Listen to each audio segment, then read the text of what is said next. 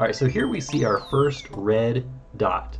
Now what this means is Nintendo has kindly marked every single level that you can that has a secret exit as red. I totally killed that Koopaling, didn't I?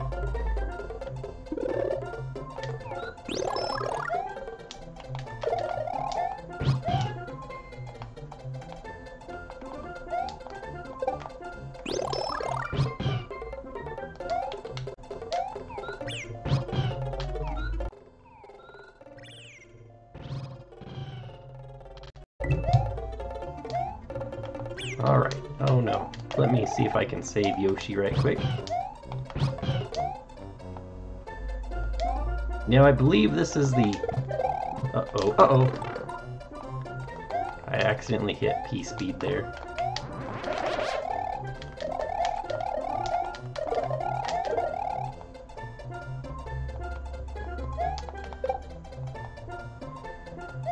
Thankfully, Yoshi does not despawn because Yoshi is a global sprite.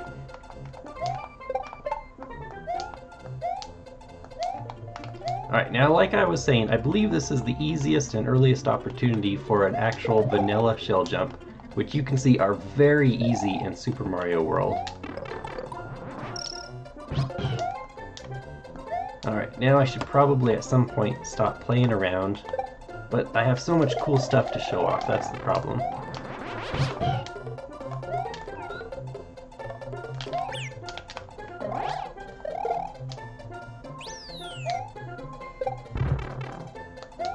Well...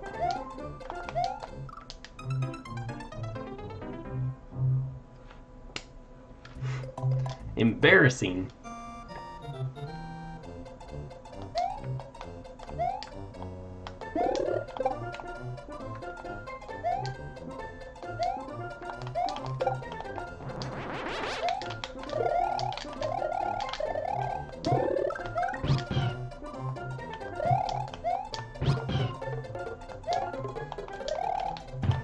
Oops.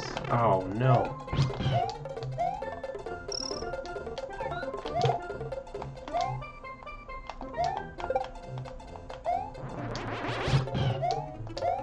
Alright, so if we get here, notice there's this wall, which would be green blocks had I got the green switch, which actually is upcoming. But,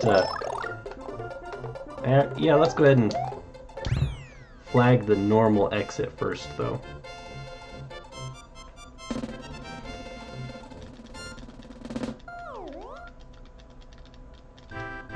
And we had a bonus game because we went over 100 power stars.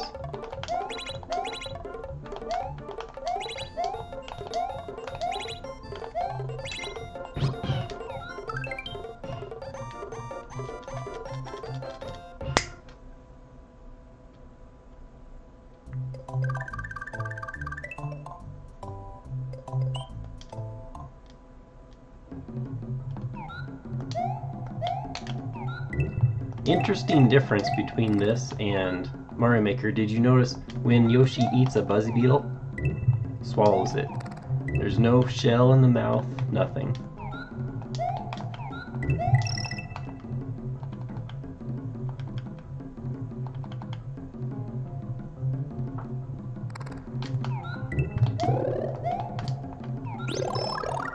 Same with power-ups. If Yoshi eats any power-up, it automatically imbues it to Mario, unlike Mario Maker where Yoshi holds it in his mouth. So there's a lot of really interesting differences between the two games.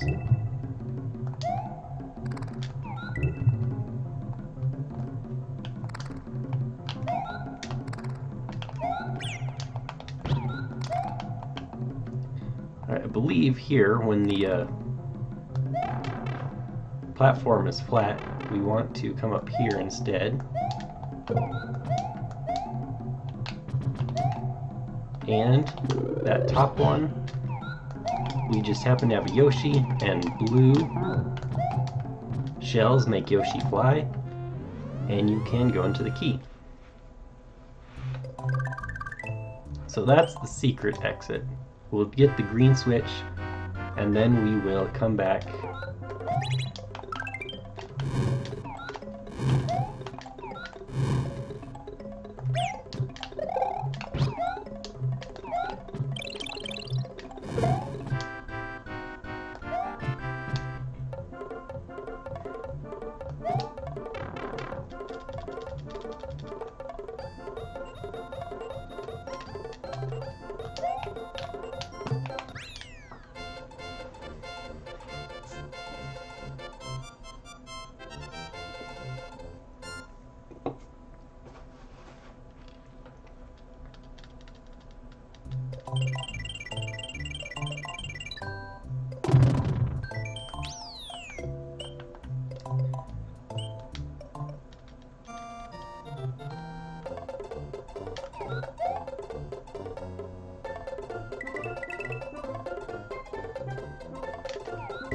Who needs to play the level when you can just fly over the entire level? Right? Am I right or am I right?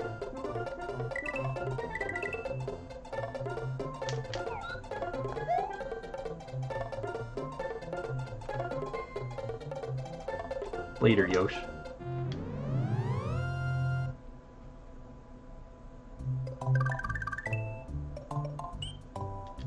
Let's go do Donut Secret. Notice it's red, so guess what that means? More secrets. So here we get to our first available water level. And everyone loves water levels, right? Especially these rip fan fish that like home into you. Once you awaken them, they like are this homing, heat-seeking missile.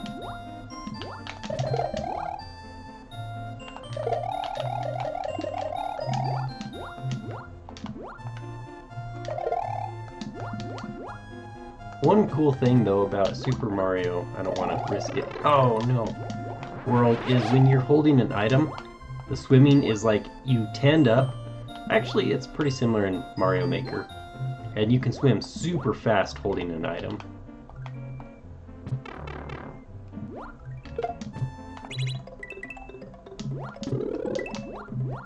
So there's our key exit.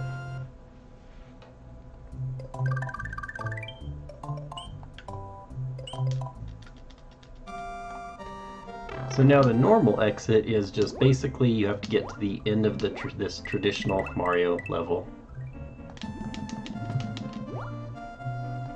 Interesting properties, even though these rip fan fish do not appear in any levels that don't contain water for obvious reasons. If you are like, say, ROM hacking and put them in a waterless level, they like just are on the ground. It's kind of interesting. They are still heat-seeking, but they are just cruising on the ground. And so, unfortunately, kind of cool idea or mechanic, but not very hard to dodge if you're trying to make a level like that, or even like reskin the sprite.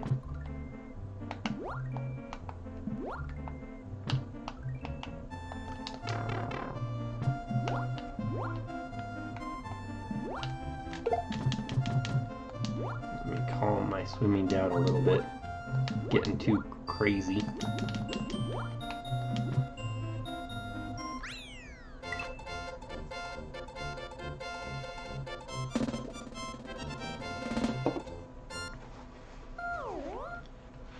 Alright, so let's go ahead and finish off the normal. In fact, here's something else that's nice. Once you have completed a level, you can exit it at any time by pausing and then pressing select. So I don't have to actually complete this level again. I just get my desired power-up, start select, and I'm out of there.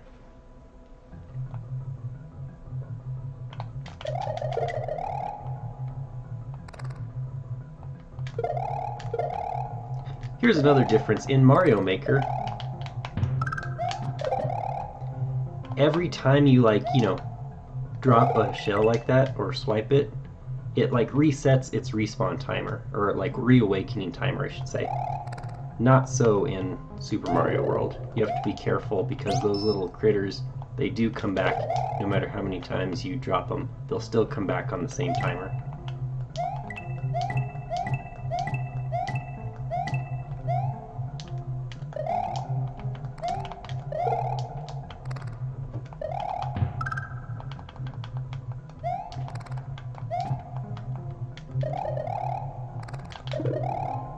Alright, now that was our first showing of the green exclamation mark, and notice there are capes in those.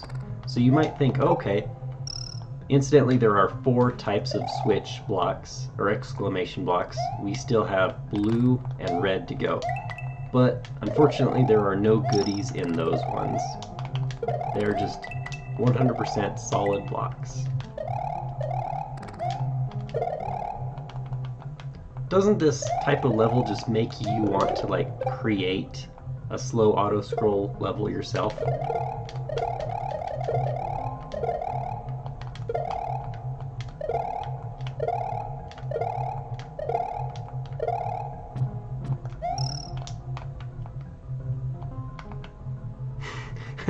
Good thing I bailed there. I'm like, I don't remember if this goes all the way to the ceiling or not.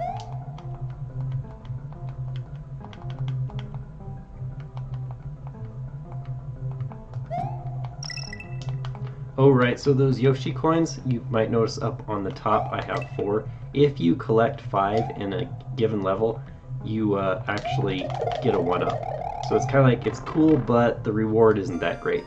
Lives are very easy to come by in this game. You might notice also different from Mario Maker. In Mario Maker you have to always touch the goal ribbon, whereas here, once you cross that horizontal point, you don't even have to touch the ribbon. Like, you can't walk past the goal, that is to say. Alright, I should let you see the full cinematic here.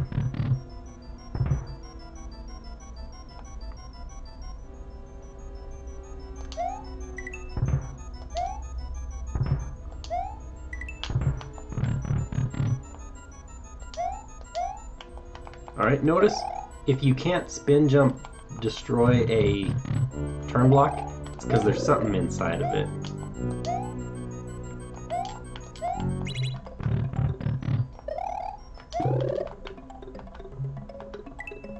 And this, if you notice, I press right, I press down, I press right, I press up. The coins are going in the same direction that I press, kind of like a snake, until I hit something. So if you're good enough, you can actually squeeze out the maximum number of coins, but at the same time, also kind of pointless because, like I said, it's pretty easy to get lives in this game.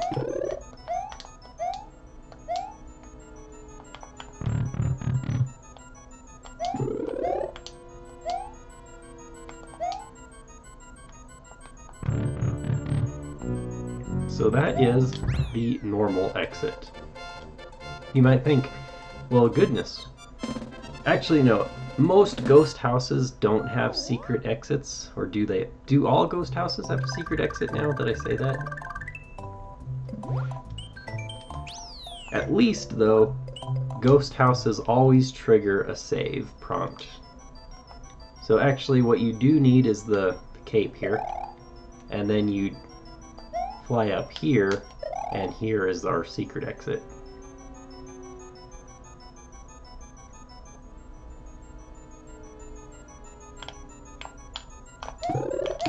I love how the sprites are all ghostly. Did you see how...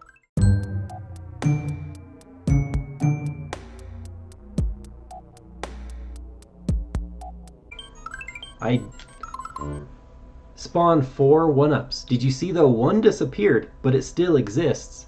It was just too many sprites to show in the OEM, and so the second I collected one 1-up, the one that was invisible reappeared, and so I did in fact get all 4 1-ups. There's some very interesting stuff that you only learn if you want to make a ROM hack for Super Mario World, just like really bizarre random facts. But even there, that was a 100% vanilla level, and bam. What happened? a sprite disappears even though it still exists. So this is a nice little area where you can always get Yoshi and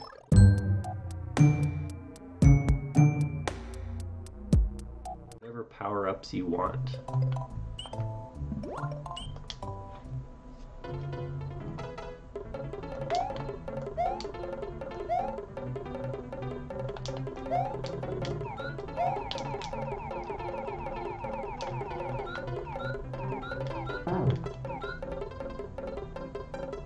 Can't remember the exact timer. Yoshi does swallow things, anything in its mouth that it can't eat, it does eventually swallow, even keys. So I'm going to kind of come down here, find a landing zone. See how he's starting to swallow it? Oops, and he swallowed it. So had I spit that out and re-grabbed the blue shell, I could have then continued to fly.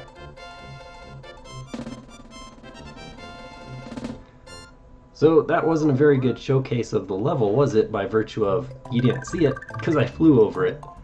But alas, this is probably why in later Mario games that the Yoshi levels, you can't take Yoshi beyond the level it's programmed to, and stuff like that.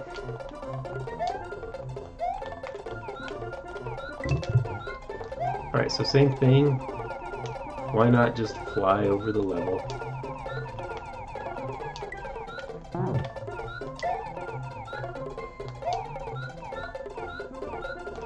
Uh-oh. Uh-oh. The only way to defeat this is you have to hit it from below. Jumping on top of that hammer bro flying guy does nothing.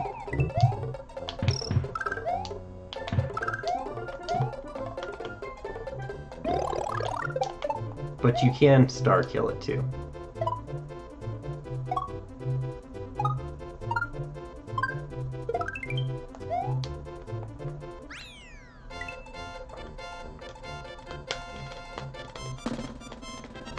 So that's the traditional path to castle number 2, but let's go ahead and finish off all of the secret area levels.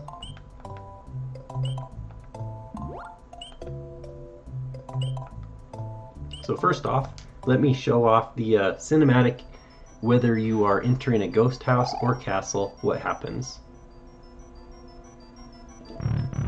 You first jump off Yoshi.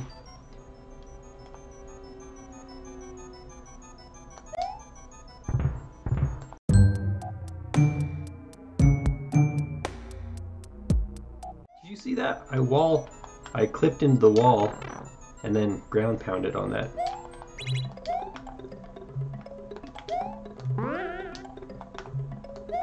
So there are probably obvious reasons why Yoshi can't be taken to a castle. One is, namely, Yoshi can actually eat bosses. Like that first boss fight, Iggy, Yoshi can eat it in a single gulp, swallow it, and oops, because it's not technically programmed in the game. Here we go. It doesn't trigger, and so you're actually kind of soft locked unless you can take an intentional death. Oh, that boo, that boo. So that's the normal exit.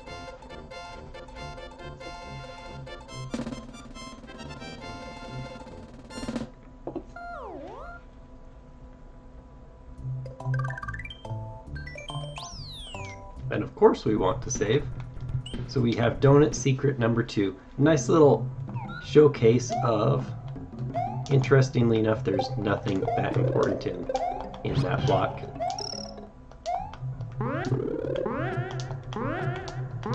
Anyways, you saw what Bowser's Dominion looks like.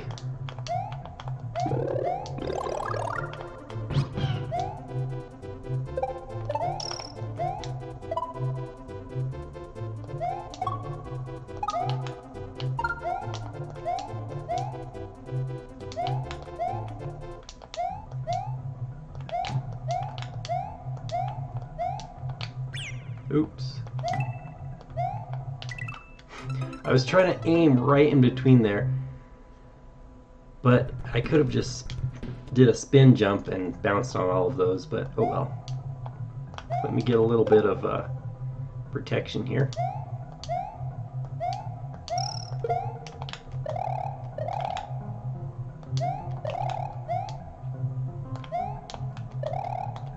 Oh, almost didn't get that.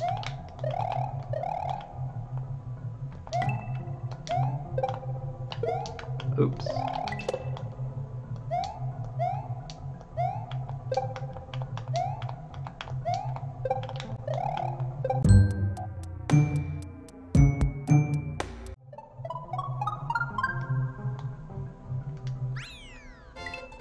I was trying to spin jump kill the whole stack, but I think I clipped into the wall again for a frame and then it killed my spin jump.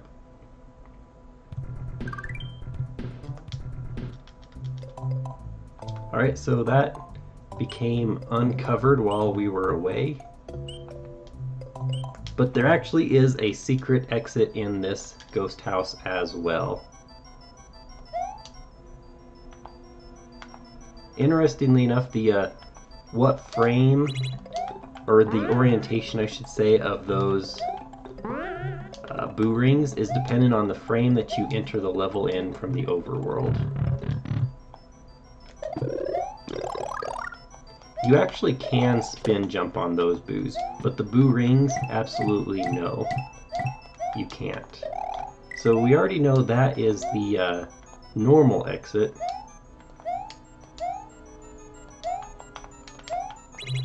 So you might think, oh, that door? Not.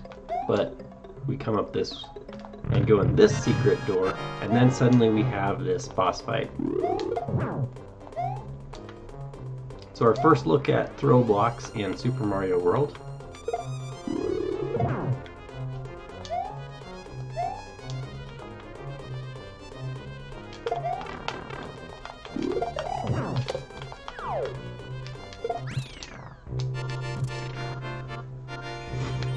Nice little mini boss fight. Now what's cool is this goes to a star, and so I'm not going to play this until the end, but this is how you can actually speedrun Super Mario World. Actually no, the world record is, even in the very first level, Yoshi's Island 2, you can do some arbitrary code execution and wrong warp directly to the credits. But as far as like non-glitch, this is the path you take. Defeat all of the levels here in Star World, and then a star will appear in the Bowser's domain, which you saw here. So stay tuned for that. And then you can immediately go do the Bowser Castle. So let's go ahead and beat our second, let's power up first. Beat our second castle, and then we'll quit for the stream. And stay tuned for next time.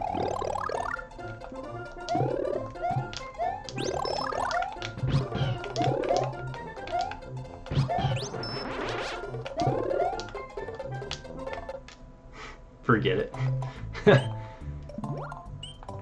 I've been corrupted by the other Mario levels, physics, and controls. Alright, so fun fact.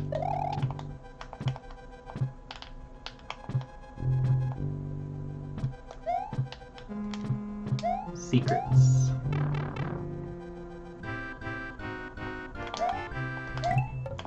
So this game is, if you can pick the first two correct, the third one is a life.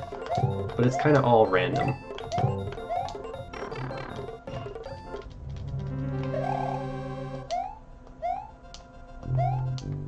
So unfortunately, we still have to do this long, fairly boring back and forth scroller level.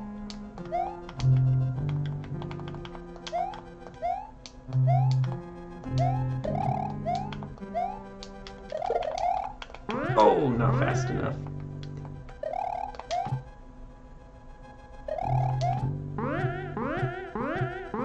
Those dry bones and their pink shoes, man.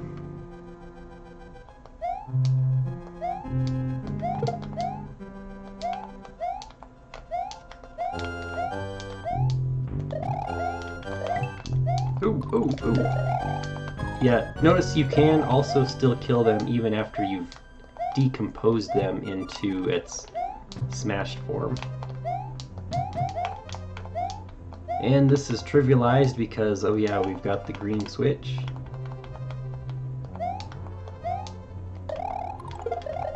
And let's upgrade to double capes.